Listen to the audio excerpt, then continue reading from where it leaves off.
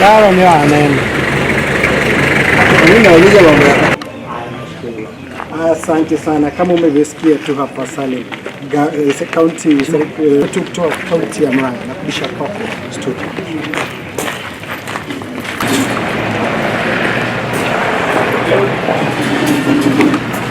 Kwa si lazima. Uko sawa sawa kweli? Mtoto na waende wakusanyike sehemu kama swimming pool ama viwanja vya kucheza. Kwa sababu ukiangalia historia ya hii inafuata wapi? Inafuata vile watu wanafundisha. Hii sanitizer hasa. Wote hapo unaweza kuwa na kitu wengi. Watu Wanataka kujua. Watu hawatambui corona.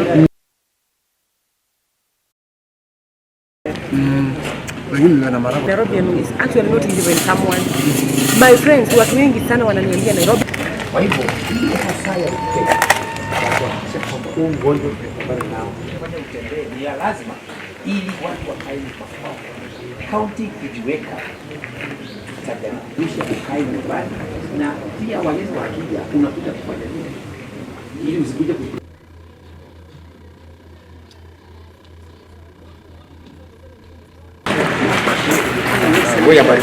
Njema sana. Ngeni nyumba kwa balon. Nipiga balon.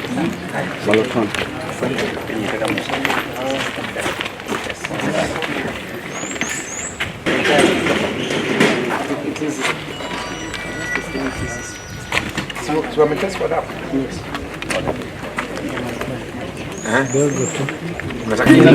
Mambo songeni hapo. Msikuje tu. Sasa ni hivi.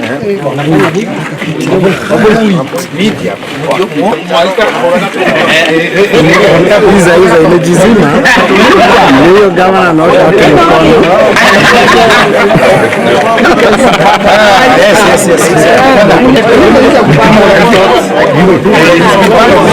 Nisaidia hapa.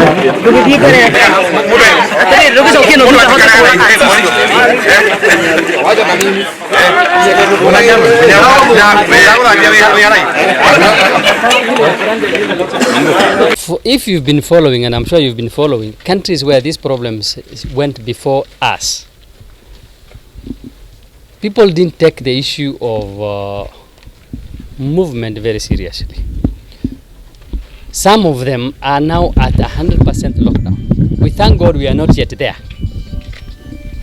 But it is necessary that people actually check on where they move. They limit the movement. That is why His Excellency closed schools and learning institutions in general. And it beats the objective of the closing down of institutions when the same students or peoples converge in other venues like swimming pools around here. So we have asked all organizations that have swimming pools to close these swimming pools because they are attracting a lot of young people, which again beats the same purpose of closing their learning institutions.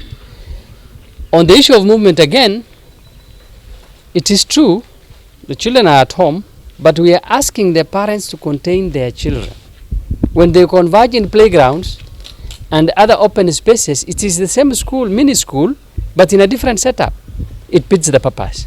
So make sure the young of our Murang'A are in their respective homes. That limits the movement. And when it comes to other movements, we do it on need basis. But we are not yet at 100% lockdown. Secondly, the gathering places. Today I have the Imam of Jamia Mosque, the Mjini Mosque, Murang'A Jamia Mosque with me. There is no Friday prayer. Mjini, there is no Friday prayer. And we have asked all our mosques in Murang'A to follow suit. The biggest praying place in the world for Muslims is Makkah and Medina. There is no prayer today. So we can't be more Muslims than where Muslims originated. In the same vein, if there is nothing going on in Vatican, if there is nothing going on in St. Peter's Square in the Vatican, then we should follow suit and avoid the gathering of our people in worship places. So we are asking the churches and the mosques to follow suit and follow the guidelines that have been given to limit the number of people we are converging in places of prayers. The naysayers might say our formula is, we have confirmed the formula of this hand sanitizer. Anybody can test it anywhere. It can pass any test anywhere in the world. And the reason is, if you don't have it in the source place, then why our doctors considered any less than any other doctor who is manufacturing these things? They have the qualifications. We have tested in the lab. This is a standard thing that will go to the grassroots. We'll have water and soap. We already have anywhere where the public is gathering, including Matatu stages. And this will be additions. That is the best we can do so far. There's no threat. There's no case that has been detected in Murang'A. What we are doing is preventive. We are asking the public to play ball in preventing Murang'A from becoming any county that has been afflicted by this problem. By taking all necessary measures, by joining us and the national government and the county government in these efforts of trying to curtail anything that would help spread the problem. Maybe a warning to those who might think they can have private tuitions now that students are at home. If tuition, you know, the purpose of our schools is to tutor our young. And it has been found necessary by none other than the head of state and the committee, the national committee, that it is not necessary under the threat that is prevailing now to have schools operating. So who are you to tell us you will have a private tuition gathering? You can tutor your child at home, in your bedroom, in your sitting room. Nobody is objecting to that. But when you gather students or children in a learning institution, you become my business and my team. And as a county, from today we shall be producing our sanitizer. We've already produced 1,000 liters.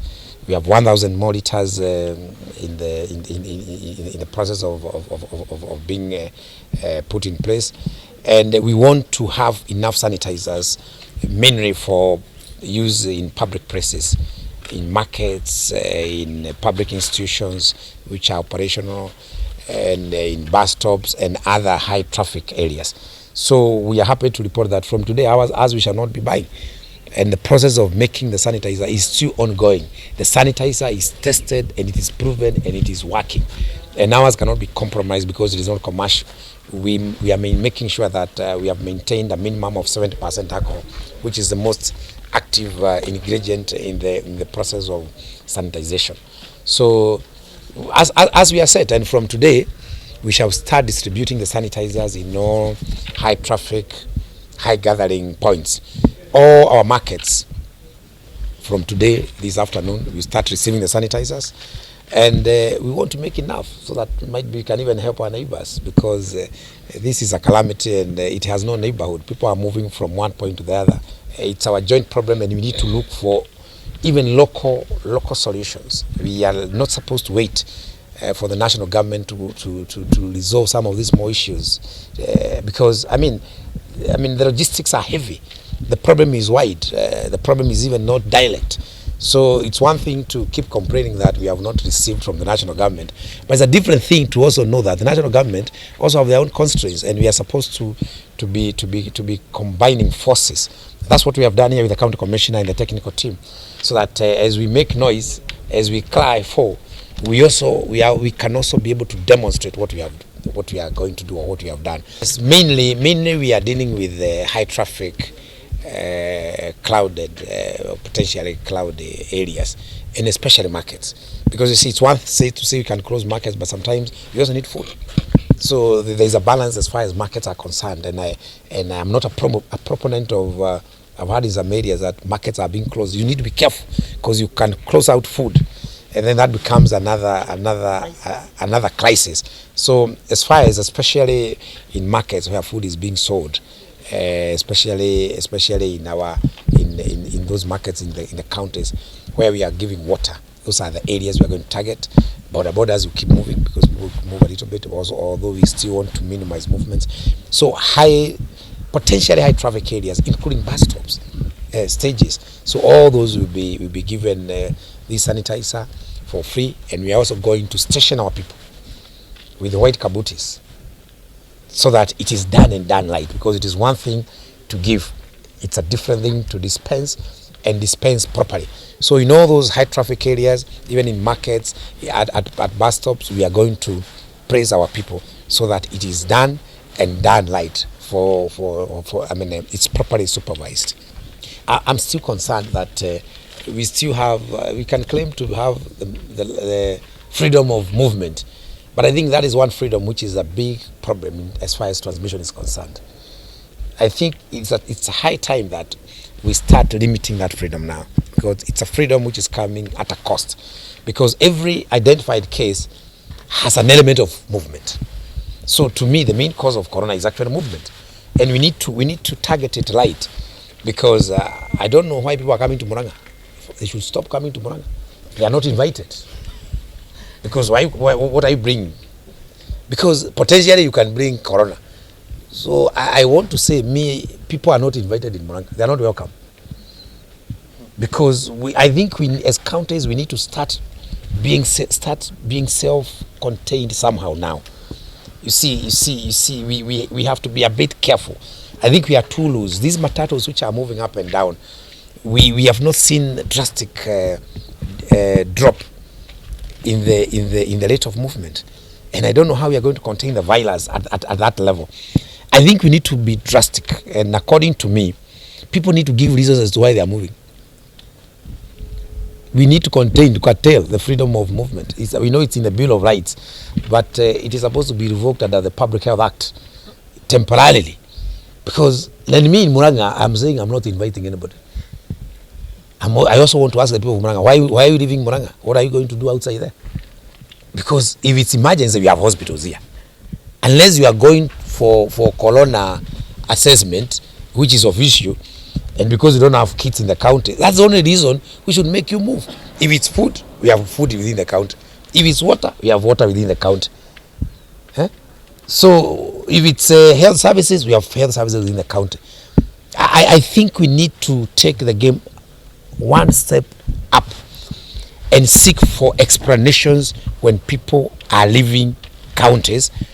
And as it becomes worse, if it will, when we hope it won't, we even go now to the lower levels, even up to location levels. Why are you leaving your location? Going where? Why do you want to go to the neighboring location? Sio kazi nini kiko kule na hakiko huko kwenu. We later now go to the village, and then if it becomes now a little calamity, then we can now go homes. But we cannot keep having discussions and people are still moving. I don't know. I mean,